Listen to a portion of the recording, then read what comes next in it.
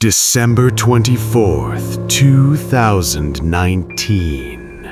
Northern Minnesota. A quiet town where winter erases every sound. Eleanor hadn't planned to celebrate Christmas. Her husband had died 6 months earlier in a car accident on an icy road.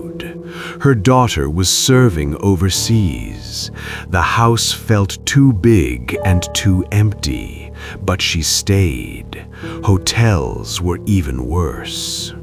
She set up a small Christmas tree in the living room, a real one, bought that very morning. The scent of pine reminded her of better times. There weren't many decorations, no lights, just silence. At 10:38 p.m., someone knocked on the door. One knock, clear, deliberate. Eleanor froze. After dark in winter, no one ever came out here. Never. She waited. Nothing. She convinced herself it was just a branch hitting the house and returned to her chair. At 11:02 p.m., the knock came again, this time twice. She checked the security camera on her phone. The porch was empty.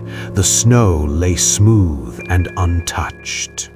At 11:47 p.m., the knocking returned, slower, closer. She carefully pulled the curtain aside. Footprints had appeared in the snow. They led from the road. They ended at the door, and they did not lead back. Her phone vibrated, a voicemail notification from her husband's number. Her hands trembled as she pressed play. "Ellie, I'm outside. It's cold. Please open the door." The voice was his, but something was wrong. Too even, no breathing, no pauses, as if someone had learned the words but didn't know how the living say them. Eleanor stepped away from the door. The knocking turned into scratching, slow, patient.